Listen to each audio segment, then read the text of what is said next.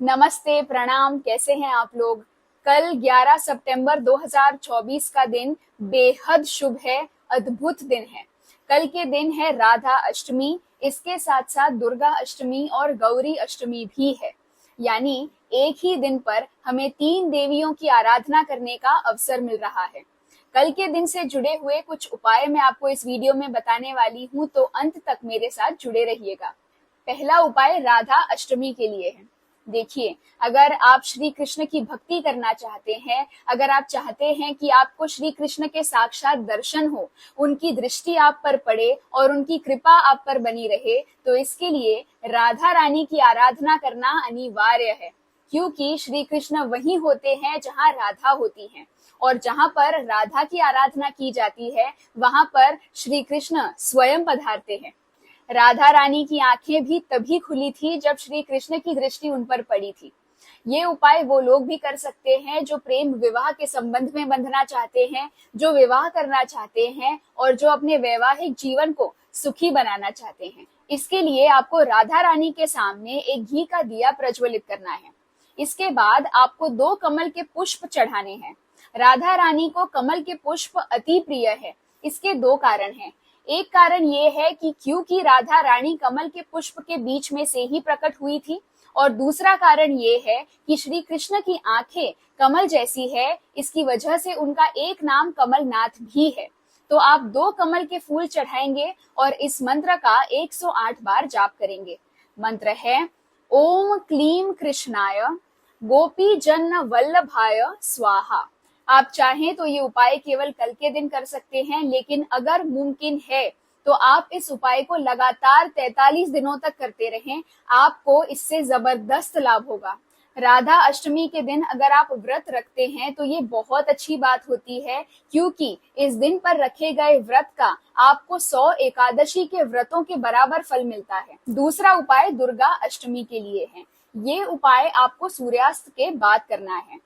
उपाय के लिए आपको माँ दुर्गा के सामने एक घी का दिया प्रज्वलित करना है। इसके बाद आप उनके सामने एक पान का पत्ता रखेंगे, उसके ऊपर 2 लौंग रखेंगे, और फिर आपको 108 गुलाब के फूल की पत्तियां लेनी है। अब आप मंत्र जाप करते हुए एक एक पत्ती उनको चढ़ाते जाएंगे। मंत्र है ओम दुम दुर्गाय नमः। ये उपाय इच्छा पूर्ति के लिए है, तो उपाय शुरू करने से पहले आप माता रानी को अपनी इच्छा बताइए। मन से अपनी इच्छा बताइए, ऐसे बात करिए जैसे कि वो आपकी माँ ही हो, और उनसे आप आशीर्वाद मांगिए कि उनकी कृपा से आपकी इच्छा जल्द से जल्द पूरी हो जाए। मेरी बात मानेंगे तो आप केवल कोई एक ही इच्छा कहिएगा। आप ढेर सारी इच्छाएं अगर कहते हैं तो ऐसा लगता है कि आप लालची हैं, आपको बहुत सारी चीजें चाहिए। इससे अच्छा है कि आप केवल कोई एक ही इच्छा कहिए और फिर आप ये उपाय की शुरुआत करिए, और पूरे मन से, पूरी श्रद्धा से ये उपाय करेंगे तो आपको अवश्य लाभ होगा। तीसरा उपाय है गौरी अष्टमी के लिए। इसके लिए आप शिवलिंग के पास एक घी का दिया प्रज्वलित करेंगे। इसके बाद आपको 108 साबुत हरी मूंग की दाल के दाने लेने हैं और इसे एक एक करके शिवलिंग पर चढ़ाना है, इस मंत्र का जाप करते हुए। मंत्र है ओम देवी महागौर्यै नमः।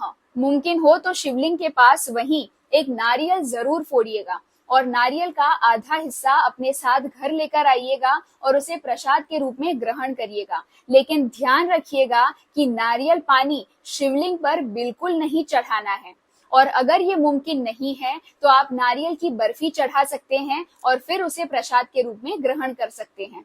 इस उपाय से आप पर माँ गौरी और महादेव की कृपा होगी। आपको ऋण कर्जे से मुक्ति मिल सकती है।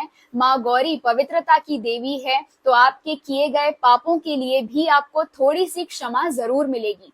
आप मन से और तन से पवित्र हो जाएंगे। आप चाहें तो सारे उपाय कर सकते हैं या केवल कोई एक उपाय जरूर कर लीजिएगा। उम्मीद करती हूँ आपको इन उपायों से लाभ हो और माता रानी की कृपा आप सभी पर बनी रहे। ऐसे अन्य वीडियोस के लिए मेरे साथ जुड़े रहिए। तब तक अपना ख्याल रखिए और मुस्कुराते रहिए। बड़ों को आदर, छोटों को प्यार। वीडियो देखने के लिए बहुत बहुत आभार।